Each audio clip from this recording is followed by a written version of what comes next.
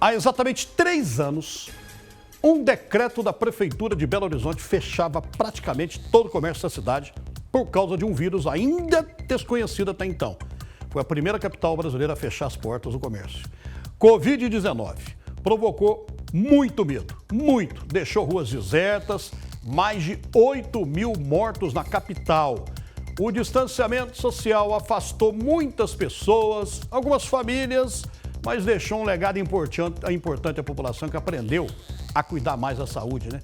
Como, por exemplo, a higienização das mãos, o uso de máscaras. Hoje, a gente tem uma mania, né? Até hoje, a gente fica toda hora limpando a mão com álcool.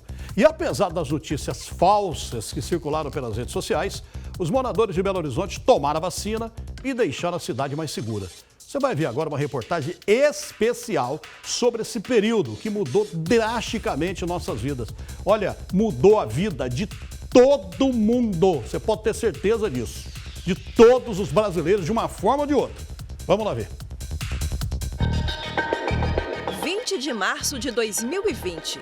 Você se lembra do que aconteceu nesta data? Não lembro. 20 de março, não lembro. Não tô lembrado. Talvez seja mesmo difícil se lembrar, mas o que aconteceu na nossa vida depois desse dia é impossível esquecer.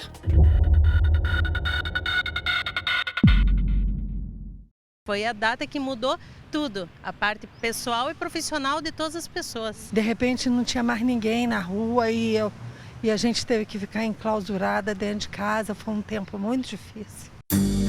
As mudanças começaram depois que o então prefeito Alexandre Calil assinou o decreto que fechou o comércio, proibiu aglomerações e deixou as ruas de Belo Horizonte vazias.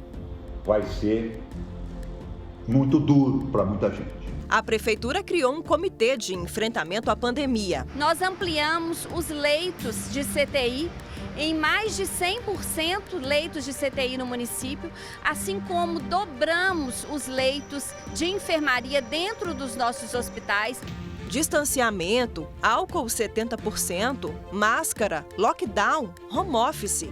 Palavras antes pouco conhecidas passaram a fazer parte do noticiário diário. Preocupado com a velocidade de transmissão do novo coronavírus no país, o Ministério da Saúde orienta o isolamento social. Planos foram por água abaixo. Estava tão empolgada assim para, não sei, começar a exercer a minha profissão, abrir um escritório talvez, aí veio a pandemia e foi um balde de água fria. O comércio foi reaberto e fechado várias vezes. Os motoboys nunca trabalharam tanto. Shows foram cancelados. A economia também ficou doente. Muita gente viu a renda diminuir. Famílias acumularam dívidas e incertezas. Cada mês é um leão que a gente tem que matar, né? Assim, já não mata ele por dia, agora tem que matar por mês, né? Então, já para o mês que vem já não tem. As pessoas tiveram que se desdobrar dentro de casa, no trabalho e com filhos, com aulas online. Médicos e enfermeiros chegaram ao limite. Em meio ao caos, profissionais da saúde e nós, jornalistas, tivemos que enfrentar um outro inimigo: as fake news. As coisas que mais nos cansavam, que nos cansou durante a pandemia, foi ter que estar respondendo às mentiras, né, que foram perpetradas. O infectologista Unai Tupinambás fazia parte do comitê da prefeitura e conta que chegou a receber ameaças. Naquele momento eu não fiquei preocupado com a minha, por exemplo, com a minha segurança física, assim, realmente não nos preocupou, nenhum dos membros do comitê, né? A gente estava preocupado realmente em tentar fazer o melhor para poder proteger a população de Belo Horizonte. Sem contato social, sem comércio e assolada pelo medo, a vida teve que se reajustar. Acho que nós fortalecemos também enquanto pessoas, né? A corrida por suprimentos como máscaras e álcool em gel gerou escassez. Já procurei alguns lugares aí, supermercado, já fui a alguns supermercados. Achei depois da 5ª tentativa. 300 unidades do produto foram repostas na quarta-feira e acabaram no mesmo dia. E ainda não há previsão para voltarem às prateleiras. E o principal, perdemos a nossa liberdade, a nossa segurança e pessoas queridas que se foram sem uma despedida. Não tivemos o momento de poder fazer o nosso ritual, né, que a gente fazia de velório, acabar enterrando as pessoas sem poder vê-las ou despedir, foi muito triste, né? De 2020 até o dia 15 de março de 2023, Belo Horizonte registrou 8.441 mortes por Covid. O Carlos quase foi uma delas. Em dezembro de 2020, ele foi internado em estado gravíssimo. A saturação que os médicos recomendavam internação se chegasse a 95, estava em 78. Só lembro quando eu cheguei lá que o médico falou que minha chance era mínima. Do leito de UTI, ele viu muitas pessoas partirem. Eu via passar muitos carrinhos assim, sabe, com pessoas com aquele pano branco, né, em cima, sabe? Então isso morria várias pessoas. Foram 4 meses internado e mais 6 meses de acompanhamento diário em casa. Tarefas simples como subir uma escada eram impossíveis para ele. A escada eu só subi na escada agora de 2022. Que até dezembro de 2021 não estava conseguindo. De janeiro a abril de 2021, cerca de 1.700 pessoas morriam a cada dia no Brasil, vítimas da Covid. Flávio, que é enfermeiro, estava na linha de frente. Tinha muito medo, na verdade eu nunca tive tanto medo na profissão. Ele tomava todos os cuidados. Tomava banho antes de sair do trabalho, tomava depois que chegava, tirava a roupa antes de entrar em casa, lavava separado.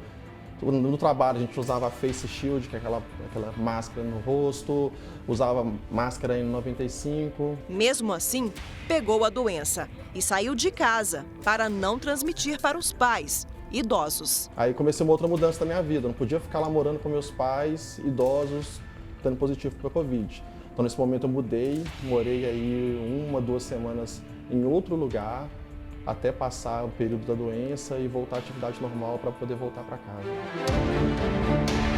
O dia 18 de janeiro de 2021, eu posso dizer que foi um dos mais felizes da minha carreira como jornalista. Do aeroporto de Confins, eu anunciei a chegada da primeira remessa de vacinas contra a Covid em Minas Gerais. As 28 regionais de saúde do estado vão receber as doses e, em seguida, encaminhá-las para os 853 municípios mineiros. A primeira pessoa imunizada no estado, ainda no aeroporto, foi a técnica de enfermagem Maria do Bom Sucesso Pereira. Você sabe aquele momento de cura? Eu me sinto curada.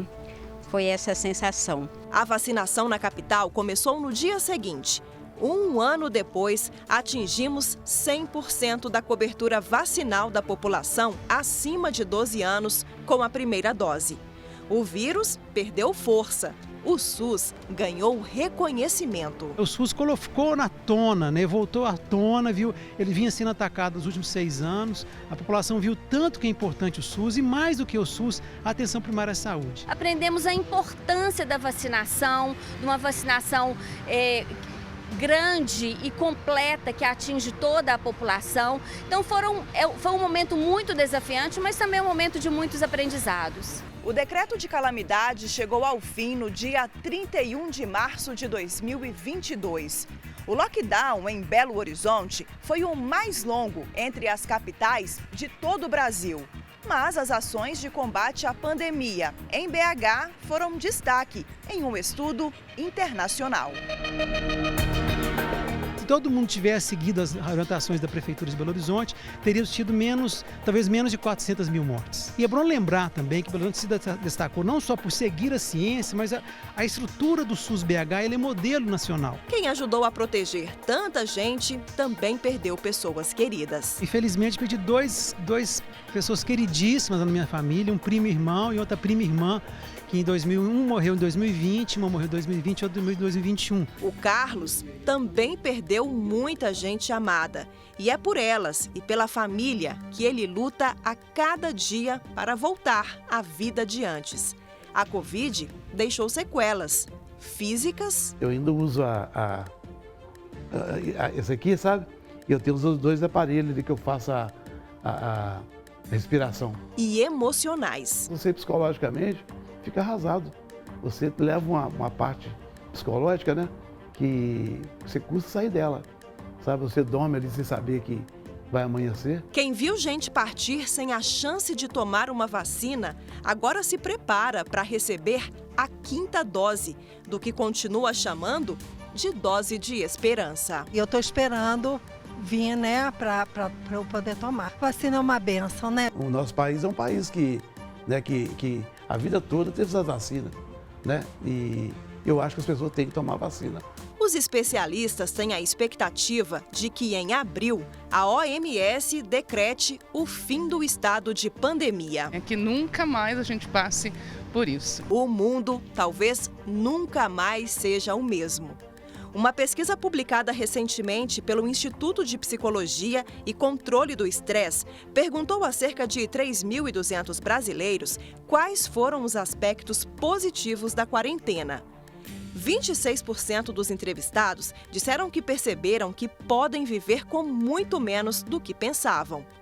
19% acreditam que está aumentando a solidariedade das pessoas que tentam ajudar as outras. 14,5% revelaram que a quarentena possibilitou o contato com o próprio eu. 13% se sentiram mais próximos de membros da família. E 13% relataram que estão conseguindo diminuir a pressa. Eu acho que a gente tem que dar mais valor à vida, sabe? Dar mais valor à vida, dar mais valor à família, né?